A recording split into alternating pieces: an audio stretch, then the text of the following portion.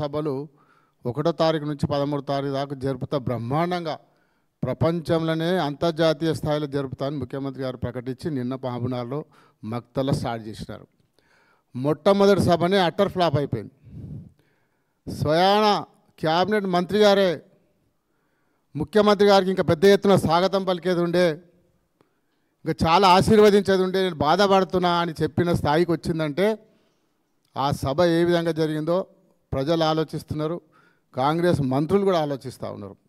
మరి ఎందుకు జరిగింది అట్లా? 2 సంవత్సరాల నుంచి ముఖ్యమంత్రి గారు పాలమూరు బిడ్డ అని చెప్పుకుంటా పాలమూరు చేసింది ఏం లేదు, సున్నా.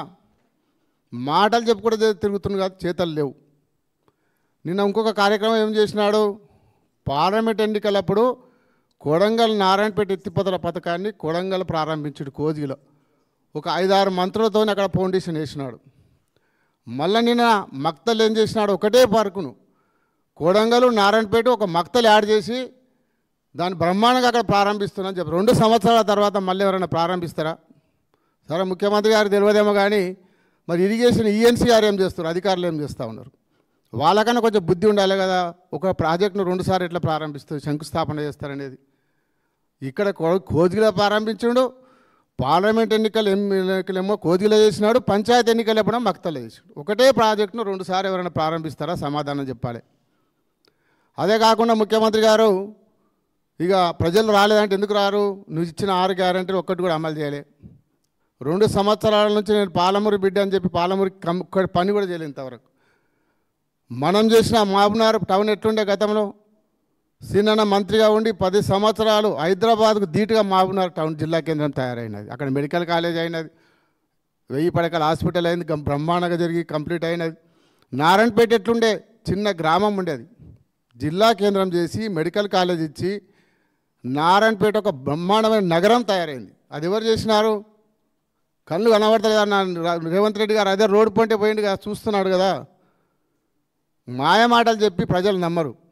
నువ్వు నిన్న చేసిన విజయోప సభలో మాట్లాడుతుంటే టీవీలలో కూర్చొని ప్రజలంతా తిట్టుకుంటున్నారు. నమ్మకం పోయింది, మాటలే కానీ చేతలు లేవని తెలిసిపోయింది ప్రజలకు. కాబట్టి ఇప్పటికైనా బుద్ధి తెచ్చుకొని ఈ 3 ఏళ్ళైనా ప్రజల అవసరమైన పనులు చేయాలి, ప్రజలకు అవసరమైన పనులు చేసి మీరు ఏం చేస్తారో చెప్పాలి. కానీ మీరు పాలమూరు రంగారెడ్డి 90% కంప్లీట్ అయింది. నువ్వు నిజంగా పాలమూరు బిడ్డ అయితే నీకు 12 మంది ప్రజలు దీవించి 12 ఎమ్మెల్యే సీట్లు ఇచ్చినారు నాకు. కానీ పాలమూరులో నీవు నిజంగానే పాలమూరు బిడ్డ అయితే పాలమూరు రంగారెడ్డి కంప్లీట్ చేయి. 10% కంప్లీట్ చేస్తే మన కొడంగల్ నియోజకవర్గానికే 1,50,000 ఎకరాలకు సాగునీరు వస్తుంది. డిజైన్స్ చేసి బ్రహ్మాండంగా రెడీ చేసి కాలువలు ఒకటే వర్కులు ఇచ్చి టెండర్ పెట్టి 4,000 కోట్లు ఇచ్చి కాలువలు తవ్వితే కొడంగల్ పట్టణానికి ప్రతి గ్రామంలో సాగునీరు అందే ప్రాజెక్టు పాలమూరు రంగారెడ్డి ప్రాజెక్టు. దాని పక్కన పెట్టి కేసీఆర్ గారికి ఎక్కడ పేరు వస్తుందా అని చెప్పి దాని పక్కన పెట్టి కమిషన్ల కోసం కొడంగల్ నారాయణపేట పథకం తీసుకొని 4,000 టెండర్ పెట్టి అగ్రిమెంట్లు చేసి కమిషన్లు తీసుకుని పక్కన పెట్టి ఒక 30 మట్టి తీయాలి. ఇంతవరకు దమ్ముంటే పాలమూరు రంగారెడ్డి కంప్లీట్ చేయి. నిజంగానే పాలమూరు బిడ్డ అని నిరూపించుకుంటే పాలమూరు రంగారెడ్డి కంప్లీట్ చేయి. 10% పనులు కంప్లీట్ చేయి. 18 లక్షల ఎకరాలకు నీళ్ళు వస్తాయి. అది కంప్లీట్ చేసి నిరూపించుకో. అదే కాకుండా 4th సిటీలో బ్రహ్మాండంగా చేస్తున్నా అని చెప్తా ఉన్నాడు. కేసీఆర్ గారి ప్రభుత్వంలో 10 సంవత్సరాలలో 14,000 ఎకరాలు ల్యాండ్ ఎక్విజిషన్ చేసి ఫార్మసిటీ కోసం సేకరణ చేసింది. దాన్ని నువ్వు అత్త సొమ్ము అల్లుడు దానం చేసినట్టు ఓటర్లకు ఇవ్వడము, పెద్ద పెద్ద కంపెనీలకు ఇచ్చి షేర్ పెట్టుకోవడం వల్ల దాని ఫార్మా రద్దు చేసినావు. ఎన్నికలకు ముందు ఏం చెప్పినారు, ఆ ఫార్మా రద్దు చేసి మీరు రైతులకే తిరిగి ఇస్తామని చెప్పినారు. భూములు తిరిగిచ్చుడు కాదు కదా, అక్కడ ఉన్న ఫార్మసిటీ 14,000 ఎకరాలు దానం చేసి 50% కమిషన్లకు అమ్ముకుంటా ఉన్నాడు. 14,000 ఎకరాలను అమ్ముకుంటా ఉన్నాడు. స్టూడియోలు కడతా ఉన్నాడు. అంత పెద్ద రామోజీ ఫిలిం సిటీ స్టూడియో ఉండగా మళ్ళీ ఎవరో నార్త్ ఇండియన్కి వెళ్ళి స్టూడియో కడతా అని చెప్పి అక్కడ దానం చేస్తూ ఉన్నాడు. హోటళ్ళకి దానం చేస్తూ ఉన్నాడు. ఎవరి కోసం దానం చేస్తున్నావు? ఎవరి కమిషన్ల కోసం దానం చేస్తూ ఉన్నావు? మీ సోదరుల కమిషన్ల కోసం దానం చేస్తున్నావు? సమాధానం చెప్పాలి కొడంగల్ తెలంగాణ ప్రజలందరికీ కూడా. నువ్వు ఈరోజు కోకపేటలో 1,52 ఎకరాలకు ఎకరా పోయింది, బ్రహ్మాండంగా పోయింది అని చెప్తా ఉన్నారు. ఎవరి ఫలితం అది?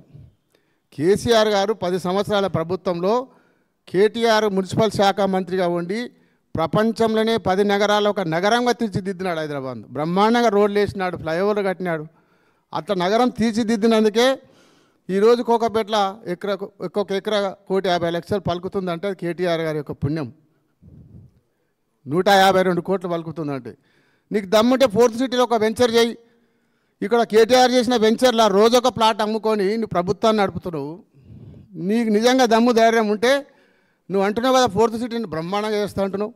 ఫోర్త్ సిటీలో వెంచర్ చేసి ఒక ఎకరా ఒక 100 కోట్లకు 50 కోట్లకు అమ్మి చూపియండి. అప్పుడు నువ్వు నిజంగా డెవలప్మెంట్ చేసినట్టు నువ్వు ఒప్పుకుంటాం మేమందరం కూడా. అరే నిజంగా రేవంత్ రెడ్డి గారు మంచి వెంచర్ తయారు చేసిండు, 1,50,00,000కు 50 కోట్లకే ఎకరా పోతుందని చెప్పుకుంటాం. కానీ కేటీఆర్ చేసిన ప్రాజెక్టును తీసుకుపోయి రోజు ఒక ప్లాట్ అమ్ముకొని ప్రభుత్వాన్ని నడుపుకుంటా జీతాలు ఇచ్చుకుంటా నీకు జీతాలు ఇనేకి డబ్బులు లేవు. కేటీఆర్ గారు ఉన్న వెంచర్లోకి వెళ్ళి ప్లాట్ అమ్మేదాకా నీకు డబ్బులే గతి లేవు కదా. మాటలు బంద్ చేసి చేతలు చేయి. ఇప్పటికైనా 3 ఏళ్ళు నీకు అవకాశం ఉంది. తెలంగాణ ప్రజలు అవకాశం ఇచ్చినారు కాబట్టి ప్రజలకు ఏదైతే హామీలు ఇచ్చినో 6 గ్యారెంటీలు అమలు చేయి. బ్రహ్మాండంగా చేస్తా అంటున్నావు. మరి ఫ్యూచర్ సిటీ చేసి చూపి. ఒక రోడేలో ఒక బిల్డింగ్ కట్టలే. 2 ఏళ్ళ నుంచి ఏదైనా ఒక్కటి చూపించండి. మీరు ఇది కట్టిన నీకు చూపించండి. మేమందరం వస్తాం, ప్రెస్ మీడియాని తీసుకొని మాబనార్ పోదాం. చిన్న మేమందరం వస్తాం, మీరు మంత్రులను తోలియండి.